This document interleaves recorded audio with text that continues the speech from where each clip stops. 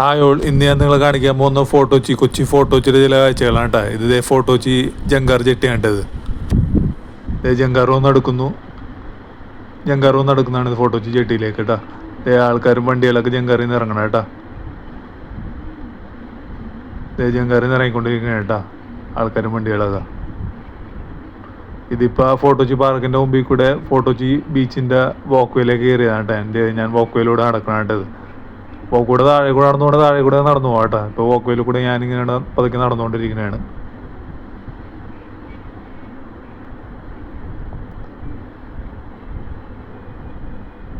പതുക്കെ അങ്ങനെ ഞാൻ നടന്നുകൊണ്ടിരിക്കുന്നതാണ് കേട്ടോ. ഇവിടെ ഈ വാക്ക് വേയിലൂടെ നടക്കുമ്പോൾ റൈറ്റ് സൈഡിൽ കാണുന്നൊക്കെ മീൻ വിൽക്കുന്ന സ്ഥലങ്ങളൊക്കെയാണ്. വള്ളക്കാർ കൊണ്ടുവന്ന് കൊടുക്കുന്ന മീനൊക്കെ രാവിലെ ലേലം വിളിയൊക്കെ ഉണ്ടെന്നോണ്. ലേലം വിളി അല്ലാണ്ട് വാങ്ങിക്കാൻ പറ്റുമെന്ന് തോന്നട്ടാ. റൈറ്റ് സൈഡിൽ മീൻ കച്ചവടമൊക്കെ ഉണ്ട് കേട്ടോ. ഞാനിപ്പോൾ നടന്നു പോകുന്നത് റൈറ്റ് സൈഡിൽ മീൻ കച്ചവടമൊക്കെ ഉണ്ട്. ലേലം വിളി ഉണ്ടെന്നാണ് തോന്നുന്നത് മീൻ വാങ്ങിക്കാനായിട്ടുള്ളത്. വള്ളക്കാർ കൊണ്ടുവന്ന് കൊടുക്കുന്ന മീൻ അല്ലാതെ ലേലം വിളി അല്ലാണ്ടും വാങ്ങിക്കാൻ പറ്റുമെന്ന് തോന്നുന്നു.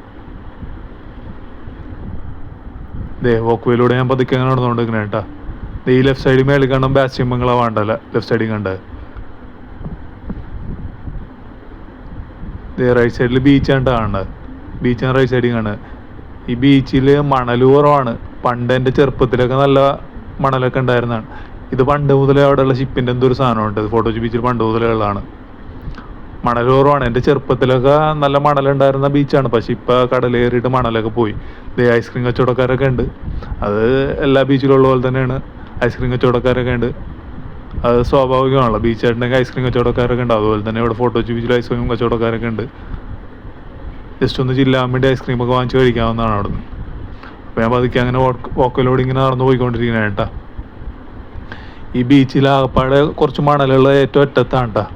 അത് ഞാൻ ഏറ്റവും അറ്റത്തെത്തി കഴിഞ്ഞിട്ട് കാണിച്ചു തരാം. അതൊക്കെ ഞാൻ നടന്നുകൊണ്ട് നിൽക്കണേ ഏറ്റവും അറ്റത്തെത്തി കഴിഞ്ഞിട്ട് കാണിച്ചു തരാം കേട്ടോ മണലുള്ള. ആ പാടെ ഒരു ചിരിക്കോളമുള്ള മണൽ.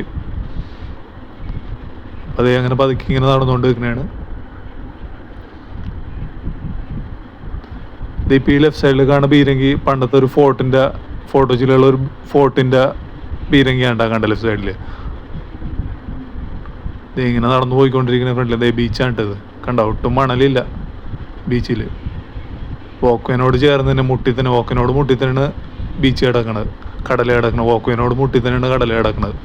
അത്രയും കയറിയായിരിക്കണം കടൽ. അങ്ങനെ പതുക്കെ ഞാൻ നടന്നുകൊണ്ടിരിക്കുന്നതാണ്. അങ്ങനെ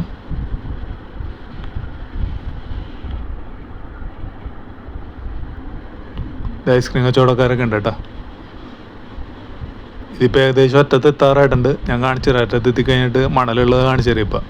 ഇപ്പോൾ പ്രസൻറ്റ് മണൽ എന്തോരം ഉണ്ടെന്നുള്ളത് ഞാൻ കാണിച്ചു തരാം. അറ്റത്തെത്തി കഴിഞ്ഞിട്ട് കാണിച്ചു തരാം കേട്ടോ. അറ്റത്തെത്താറായിട്ടുണ്ട്.